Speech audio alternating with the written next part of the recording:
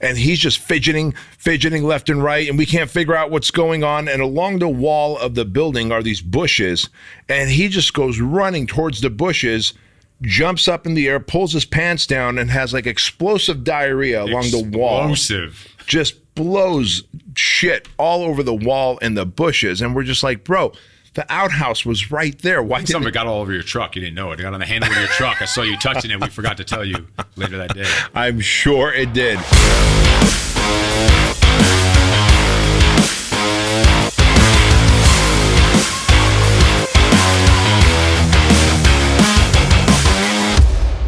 Hey friends, welcome to the Modern Day Night Project show. My name is Bedros. This is Steve Eckhart, and we are the founders of the project. And we wanted to share something really awesome with you. The reason I'm laughing and I can't hold my laughter is because on this particular episode, we want to talk to you about some interesting experiences that we've had that have been some funny moments throughout the project, right? Oftentimes when we're sharing the videos on social media of the project, it's always either you or Ray or Nick or, you know, someone getting up someone's ass. And first of all, what people don't realize, I think, about the project is when they see a 1 minute or 30-second video of you guys screaming at someone, what looks like you guys might be, being mean to them, degrading to them, whatever, they don't realize there's a whole 75-hour experience where we're sitting down, journaling, breaking bread, having deep, meaningful conversations. But beyond the screaming and the meaningful conversations... Yeah, on top of that, I always get made out to be the fucking bad guy in these videos, but I think I'm pretty damn funny. I think I come up with some pretty funny shit during these things and some funny situations. That's why we're making an entire episode on it. Yeah. Because in between the craziness, some funny shit happens. A lot of funny shit happens. I've heard some of the best jokes during the project from the candidates that are crawling in the pit. And so we figured, why not share this with the audience, some funny moments from the project. So why don't you kick it off? I think all these things we talk about, I like to tie into the creed. I think this goes into, I show respect to my fellow man, demand respect back, and grovel to no one. Because as we're doing all this crazy stuff, it looks demeaning, it looks like it's down, but everything has a reason, everything has a purpose, and everything turns out later on when we meet with these guys, even guys who, I've talked to guys who rang the bell at this weekend at your event, and we were sitting there laughing about shit that happened, and they rang the bell, and they're there at the event, and it's everything has a reason. So it's not like there's anything disrespectful going on there. It's not demeaning, or at least in hindsight, it's not. So one of the ones is we do the pugil sticks, and we've had two cases this happened. This was with Matt White, one of the medics that we have, and Big Adam from Canada. Canada, yep. They're in there, and we've had times where it was 2-on-2, 2 against 2. And especially Matt White. I don't know if you ever saw the Avengers, the first Avengers, when Incredible Hulk and I think either Iron Man or Thor or one of them, they're fighting like thousands of guys and they destroy them all. And Hulk's just smashing tons of guys and they're done. And he's so amped up, he looks over at Iron Man or whoever the fuck is his partner and just smashes him and knocks him into like another dimension. I remember that, yeah. And I think of that every time. And I was one of the few times that I may have cracked a smile during the project. Big Matt White. It was 2-on-2. Yeah. He was with his partner. His partner was out of it. And you know, Matt White's a big freaking vanilla gorilla. Yeah. And just let me set the scene. So Matt White is one of our medics for the project, but he actually went through class 6 of the project. And he's a firefighter, paramedic. And the guy's easily 6'1", 6'2", maybe 240 pounds, 230 pounds. I mean, he's a whole lot of man, and he knows how to fight. He boxed. And he knows he's athletic, knows how to fight, moves around, can do 20-something pull-ups for that size of a guy. Like, he's an athletic freak. So he takes out both of the other guys. His guy just got out of the way because he didn't want no part of it. Right. He was so amped up by the Incredible Hulk, he just turned to his guy and knocks his own partner out.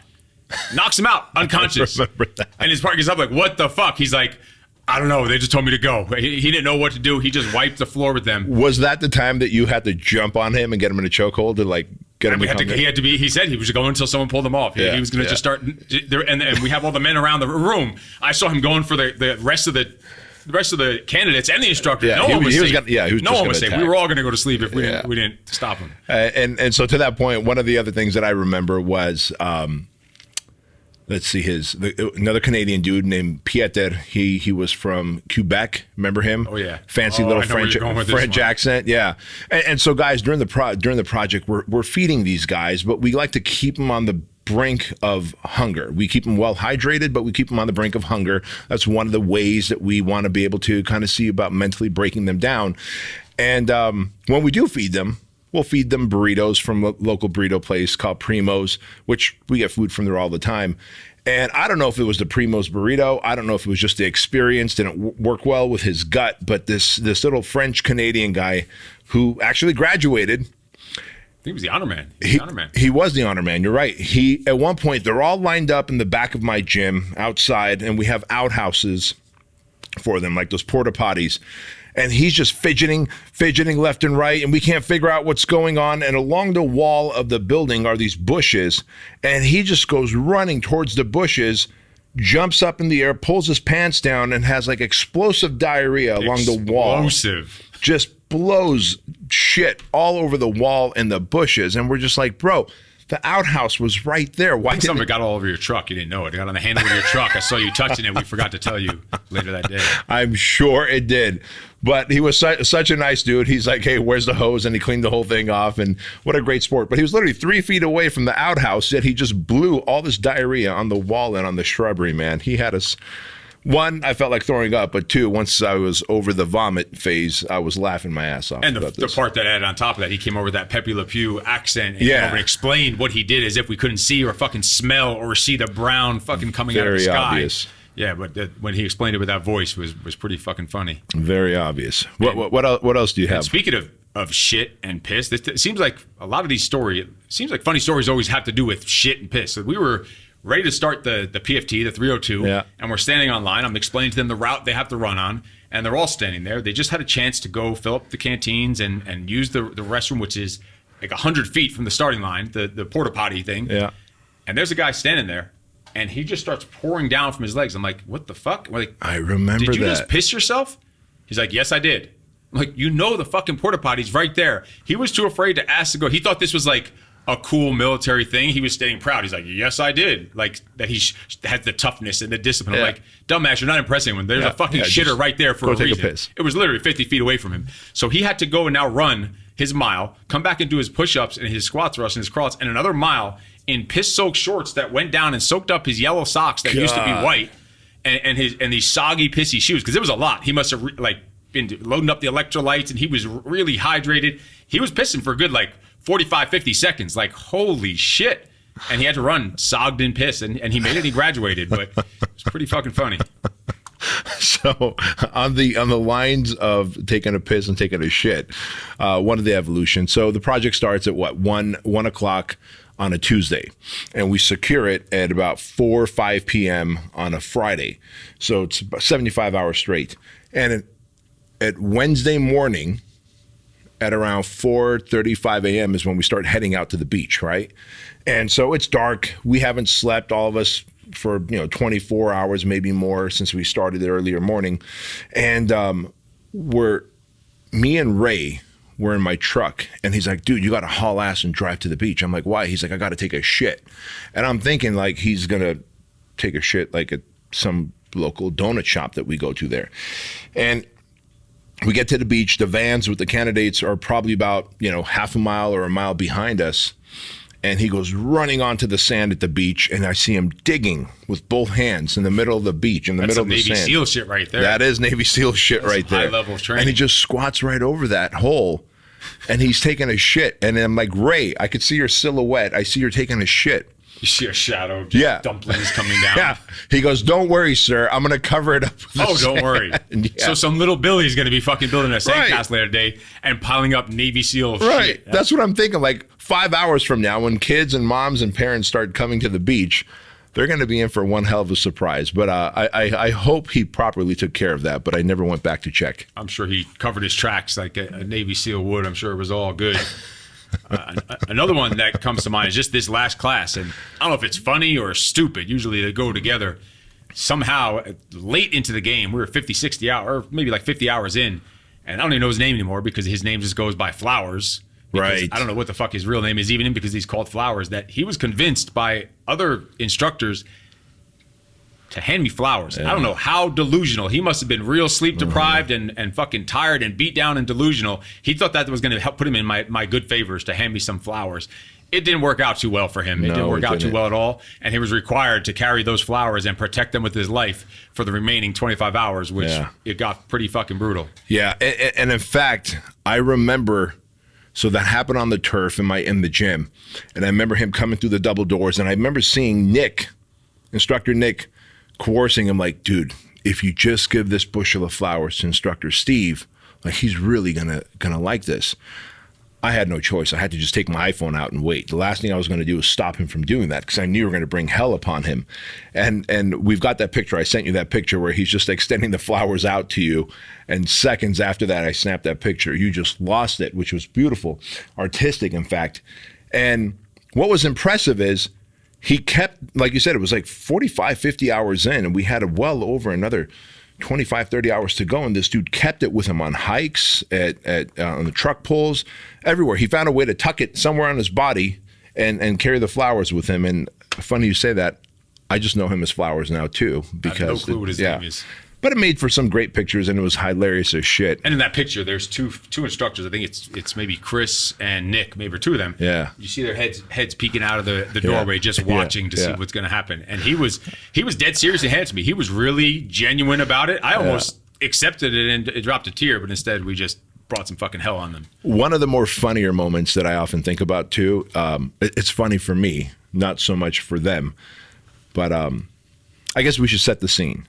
So, going back to the creed, exactly the line that you read, which is, I show respect to my fellow man, I demand respect back, and I grovel to no one. That's one of the lines of the 9 lines of our creed. And I like to test that with them to see that, well, since they kind of have me on a pedestal and they see me as the leader of the project, I'm hoping that they won't do something stupid that I ask them to. And I think you know where I'm going with this. At about 35, 45, 50 hours into it, depending when the timing is right, they're perfectly fatigued. I'll gather the guys together and I'm like, hey, look, I don't know why, but Instructor Steve has 2 different color shoes, and he's disrespecting the project. He's disrespecting your experience. He's disrespecting this thing that we've built. I've never seen him wear 2 different color shoes before in any other class. I think he's doing this as a sign of insulting all of us. Would you guys agree? And of course, like, yes, Mr. Bedros, we absolutely agree. I go, so what do you think we ought to do, fellas? And they're looking at me, they're like, oh shit, here it comes. And all they have to do is say, we ain't gonna do shit about it. But they're looking at me like, well, what do you think we should do, B? And I'm like, I think one of you should go and ask who wants to volunteer. And 9 out of 10 times, I can get them to volunteer to come and ask you. And I know deep down in their brain, in their heart, they're like, we're about to have our ass handed to us because Steve's gonna go off. What I want to see them do is say, no, we don't care why Instructor Steve has multiple different color shoes on. Quite honestly, it doesn't bother us. Who gives a shit? What's going to happen? Now I'm going to tell you to give them a hard time because they disrespected an order from me, right? But at least I know they weren't groveling to me. They weren't trying to get my approval. But 9 out of 10 times they're trying to get my approval and validation, so they march on over to you. And I'm always curious, and I never ask you at the project, from your lens, what does that experience look like when someone says, hey, why do you have different shoes on, Instructor Steve? Well, first off, they only maybe, we've done 17 classes, maybe only 3 or 4 classes, if that, probably not even, probably 2 or 3 have not done it, have not fallen for it. I don't know how that many have done it. You're pulling out those old, what's the closing course you had? Oh, closed clients. Closed clients. You're pulling out the closed clients. You're drawing diagrams for them and shit because you're closing those motherfuckers on doing it. And I'm shocked sometimes how easily they do it. I even sometimes try to give them a hint. Maybe this isn't the best idea, and give the other man a hint that wondering. I'm always trying to give them a chance for the other guys to stand up. Like if you see someone ready to do something that you know is not going to end well for you or anyone or the earth, that you should do something about it. So that's always a curious thing, how they not put up resistance.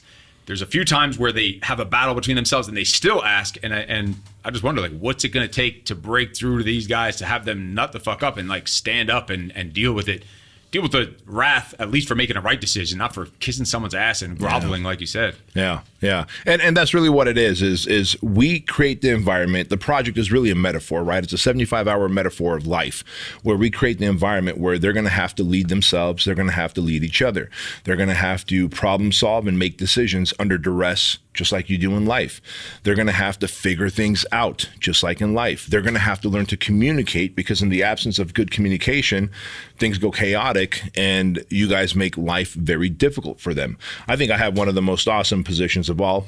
I get to be the Papa Bear. It's rare that I get to get pissed off because I try and help them not ring the bell, whereas you're actively making them wanting to get them to ring. We're constantly battling. Yeah. It's Yeah, we want 100% graduation rate. I want Yeah. a 0% graduation rate. And we usually meet somewhere around the middle. Yeah, somewhere in the middle. And you say something really awesome that cracks me up every time, but I could just see them like, fuck, what did I do? And this is another funny moment for me. And I think it was during this last class that I was able to videotape it. But as I introduce myself and I go, all right, now my instructors are going to introduce themselves, and they're all seated there in that position. This is like literally an hour into the project. So it's the beginning of hour number 2, because they did the 302, and everyone that was able to pass the 302, they're sitting there, they're catching their breath, they're drinking water as I'm kind of giving them the lay of the land, what the next 75 hours is going to look like. I'm like, all right, the instructors are going to introduce themselves. And one instructor after another just calmly introduces himself. You know, hey, I'm Nick, I'm a Marine, recon, etc. Chris, I'm former Air Force, a SEER instructor, you know, whether it's Ray or Will, hey, I'm a Navy SEAL. And then it comes to you. And everyone's so calm, and then you go completely the other way. You stand up, and you're like, I'll take this fucking K-bar off the side of my hip, and I'll scrape this tattoo off my hand. If any of you motherfuckers, and I'm going to use actually more colorful words, but if any of you motherfuckers who don't belong in here graduate. And I see in that moment, like, who's already accepted defeat? Like, oh shit, this is not cool. But some of those dudes that I've seen who have accepted defeat in that moment, like, oh my God, this guy's nuts. He's got a K-bar with him the entire time. Like, what's he going to do with that knife? And what is he doing about, you know, if I end up at the dinner table, he's going to cut this thing off his hand. So obviously he's not going to let me end up at the dinner table. But some of those guys end up graduating. And I could see them flip that switch. And I think this is really the core of what we want to talk about here at the project, which is, doesn't matter if they have communication issues with their spouse, if they have emotional control, emotional discipline issues with themselves, if they lack mental toughness, if they've never tested themselves against a formidable adversity, either physically or mentally. Emotionally, right? Because we keep them fatigued. We keep them tired. They have no idea what time it is. Oh, yeah. The physical part's the easiest part. The mental, emotional, spiritual, social part that's the hard parts. And the number one thing they say is they go, dude, after these 3 days of the project, every other day of my life, the stress level feels like a 1 or a 2 instead of a 9 or a 10. Because we keep them in such a high stress environment, like a pressure cooker, just long enough that they get strong like a diamond. That core, the core of them becomes so strong that what used to feel like a 9 or a 10 on the stress level is now a 1 or a 2, maybe a 3. And I think that's really the foundation of what the project is. Is there a lot of other funny moments there? There are, but whether it's the humor, whether it's all the tears that get shed when we have those deep, meaningful, emotional conversations, or whether it's just the anger and the rage that they have to put out just to be able to get through that next evolution that you're putting them through, all that culminates into a man who's squared away on his faith, his family, his fitness, and his finances. Anything else to add to this? Just this one final story that I think is the best of them all. My favorite one, that's why I wanted to save it for last, about this topic is, I'll start in the end. So we're at the beach, ready to go into the beach, and there's this little dude from Mexico, this little young skinny dude from Mexico standing there, and he goes and asks for the medic. All of a sudden, his eyes bother him. He was perfect the whole time. There was something wrong with his eye. I don't know if he got a little sand in his eye or something. He needed to go to the medic. And they told him, you're totally fine. You need to keep going. He's like, no, I can't. My eye. And he starts explaining to them what happened. So now let's rewind when they showed up. And we go through their bags to make sure that they don't have any guns or drugs or whatever. Someone in their bag, I don't know if it was his or whoever's, had a big pack of condoms. I don't know what he thought the project was. I don't know what the fuck kind of marketing we're doing that he showed up to the project. There was like 30, 40 fucking condoms in there. There were Magnum XLs on top of that. Yeah. And wasn't there like Viagra or some kind of... With those, he had a bottle of dick pills. That's right. That's right. Blue dick pills. So I'm going through their shit, and then he's got all these other like prescription drugs that you're not supposed to have. So I'm just pissed off they actually showed up with this shit. So I just start tossing the shit. and they're just going wherever, everywhere. When he's sitting there on the beach and says his eye, he whispers to the medic that he needed to go to the hospital because when I threw the dick pills, that one of the dick pills hit him in the eye, and now he needed to go to the hospital as he was looking at the freezing cold ocean and got scared of it. Yeah. So he was our first medical drop via dick pills. It is a classic project moment. Dick pills took him out. I do remember. We've had some crazy shit that takes people out of the project.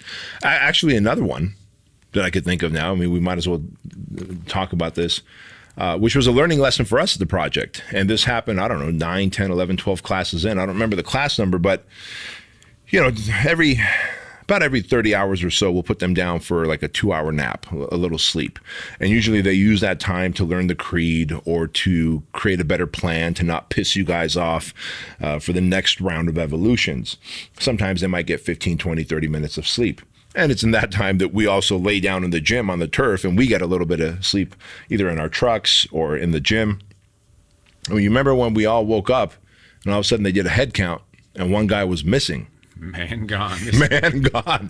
Like a dude just decided that this is it. I'm done. I'm not doing the project. And he just took off and he left during that time where we all thought they'd be resting. And so we took a rest. And so since then, we created a new policy where there's always a junior instructor at each of the exits at all given times when evolutions are happening, even when people are asleep and resting, just to stop someone. Crazy hit. You just said, I'm out. Just took off, didn't say a word, middle of the night, gone. Yeah. I mean, I suppose in the military, it's probably not unheard of. I'm sure you've heard of people going AWOL and just trying to leave, right? So why not at the project? But that was a pretty trippy experience because I was like, did we just fucking lose a man?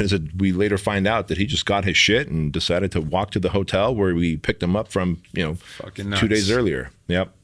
All right, guys. Well, that's it. That's the funny stories that we were willing to share with you. There's a whole bunch more, but if we shared those other ones with you, we'd be in prison and we can't share. Yes. Those are the shareable ones. Those are the shareable ones. But if you want to hear those other funnier ones that would probably get us in prison and you as well, maybe you want to come do the project, and whether you're watching this or listening to it on a podcast or watching it on YouTube, there's a link somewhere around there where you can click on and apply to join us for an upcoming project class. But until then, thanks for watching and listening. We'll talk soon.